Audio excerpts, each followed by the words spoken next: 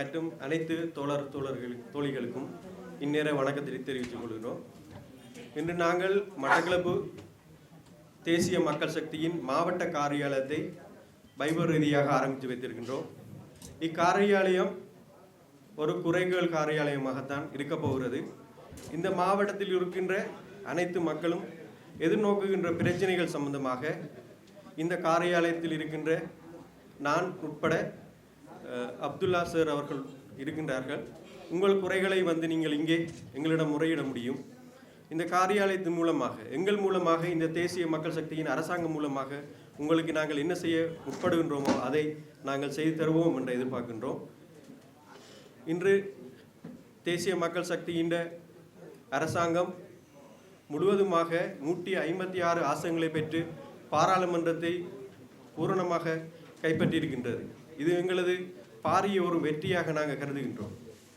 சரியான திசையில் இனி வரும் காலங்களில் சரியான திசையில் எமது நாட்டை நாங்கள் முன்னோக்கி நடத்தக்கூடிய சந்தர்ப்பம் எங்களுக்கு கிடைச்சிருக்கிறது. அமோக ஆதரவை வழங்கிய எமது மக்களுக்கும் இலங்கை வாழ் மக்களுக்கும் நாங்கள் இந்நேரத்தில் நன்றியை தெரிவித்துக் கொள்கின்றோம்.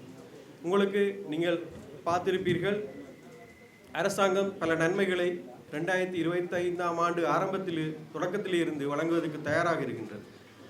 முதலாவதாக எமது பாடசாலை செல்லுகின்ற கஷ்டத்தில் மத்தியில் பாடசாலை செல்லுகின்ற மாணவர்களுக்கு 6000 ரூபாய் கொடுப்பனை வழங்குறதுக்கு எமது அரசாங்கம் தயார் நிலையில் இருக்கின்றது. இப்படி பல விடயங்களை எமது அரசாங்கம் மக்கள் சார்ந்த விடயங்களுக்கு வழங்குறதுக்கு தயார் நிலை இருக்கின்றது. இன்றைக்கு அமைச்சர் கூட சாதாரணமாக ஒரு மனிதனை போல் என்று வந்திருக்கிறார். அரச செலவினங்களை இதற்கு முன் இருந்த அரசாங்கம் எப்படி வீணடித்ததோ அதை அனைத்தையும் நாங்கள் மாற்றி சாதாரணமான ஒரு பொதுமக்களாக நாங்கள் எங்களுடைய ஆட்சியை கொண்டு நடத்த முற்படுகின்றோம். ஏனென்றால் எங்கள் அரசாங்கமே எங்கள் அமைச்சரில் இருக்கின்றவர்களும் சரி ஜனாதிபதியும் கூட சாதாரணமானவர்கள். ஆகவே நாங்களும் ஒரு சாதாரணமானவர்கள். ஆகவே நாங்கள் எங்கள் கடமைகளை முன்னெடுத்து செல்ல முற்படுகின்றோம். ஆகவே உங்கள் ஒத்துழைப்பை மட்டக்களப்பு வாழ் மக்களிடமும் நான் எதிர்பார்க்கின்றோம்.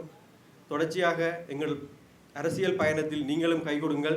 உங்கள் ஆதரவோடு நாங்கள் இந்த நாட்டையும் இந்த மாவட்டத்தையும் முன்னோக்கி நகர்த்துவோம், புதிய திசையில் பயணிப்போம் என்ற நம்பிக்கையோடு. நன்றி.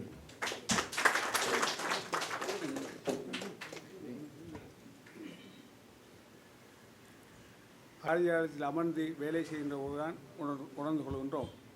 நிறைய பிரச்சனைகள் வருகின்றன. அடிப்படை பிரச்சனை இருக்கின்றன, அடிப்படை அல்லாத பிரச்சனை இருக்கின்றன.